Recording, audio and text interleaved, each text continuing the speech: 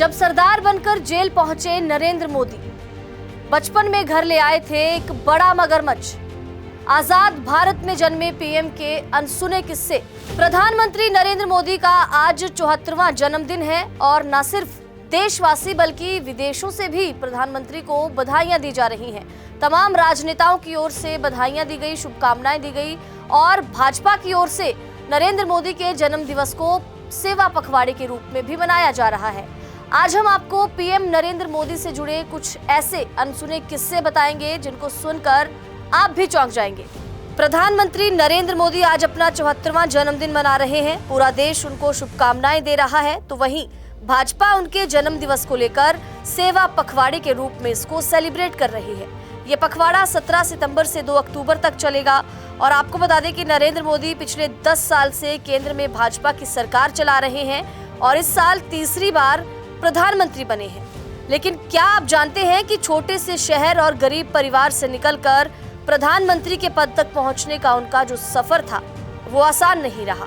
वो एक चाय की दुकान पर काम करते थे, लेकिन दूसरों की देखा-देखी में आरएसएस ज्वाइन करने के बाद उनका जीवन बदल गया और उस एक फैसले की बदौलत आज वो इस मुकाम पर हैं।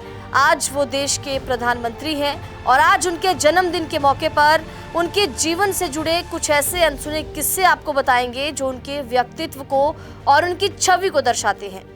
विश्व हिंदू परिषद के महासचिव दिलीप त्रिवेदी ने कहा कि प्रधानमंत्री मोदी अपने कर्तव्य और काम के प्रति कितने समर्पित हैं, इसका एक उदाहरण जो है वो 1889 में पूरी भाजपा को देखने को मिला, जब वो अपने पिता के निधन के दिन मुखाग्नि देने के बाद गुजरात भाजपा की मीटिंग ज्वाइन करने पहुंच गए थे।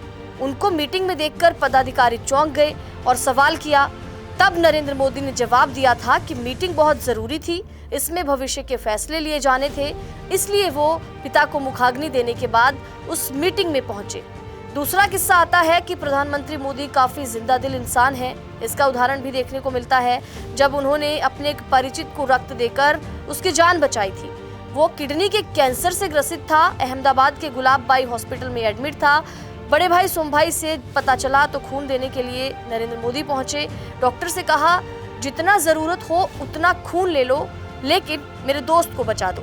इसके अलावा नरेंद्र मोदी ने एक बार पुलिस को गुंडों तक भी पहुंचाया था। इसके अलावा आपको बता दें कि अपनी माता को स्टेज पर आने से भी नरेंद्र मोदी का इनकार था। वो क्या किस्सा था वो भी आपको बताते हैं। पुलिस वालों से एक बार बोले कि चलो गुंडे कहाँ हैं, मैं दिखा कर आता हूँ। ये किस्सा जब नरेंद्र मोदी के बारे में याद किया जाता है तब बता दें कि गुजरात में चिमन भाई पटेल की सरकार थी। उपचुनाव के हालात बन गए थे जब नरेंद्र मोदी उस वक्त प्रदेश के भाजपा के महामंत्री थे और कांग्रेस नेता गुंडागर्दी पर उतरे थे। बूथ कैप्चरिंग और फायरिंग करने लगे थे। एक बूथ कैप्चर होने की खबर सुनकर गुंडों के अगले टारगेट के बारे में जानकर वो पुलिस के पास पहुंचे तो पुलिस बोली कि हमें पता नहीं कि अब ये कहाँ गए। तो नरेंद्र मोदी ने उस वक्त कहा था चलो मेरे साथ, गुंडे कहाँ गए हैं मैं बताता हूँ, मैं दिखाता हूँ। प्रधानमंत्री मोदी से जुड़ा एक और दिलचस्प किस्सा आपको बता दें। जब मोदी के कंधे पर केशव राव ने आखिरी सांस ली थी। प्रधानमंत्री नरेंद्र मोदी धैर्य और हिम्मत की मिसाल हैं। इसका उदाहरण राजकोट से आरएसएस के कार्यकर्ता गिरीश भट्ट के द्वारा दिया गया एक किस्सा है। वडोदरा में संगीत कार्यक्रम में हिस्सा लेने के बाद वरिष्ठ संघ के प्रचारक लक्ष्मण राव को रेलवे स्टेशन छोड़ने के लिए प्रधानमंत्री मोदी जा रहे थे। उनके साथ केशव राव मोदी भी थे और बीच रास्ते में केशव राव ने उनके कंधे पर सिर रखा और दम तोड़ दिया। अचानक हुई इस घटना का पता चलने पर भी वो गाड़ी चलाते रहे, हिम्मत और धैर्य नहीं खोया। इसके बाद आता है एक बड़ा ही मशहूर किस्सा जब सरदार बनकर प्रधानमंत्री जेल पहुंच गए थे।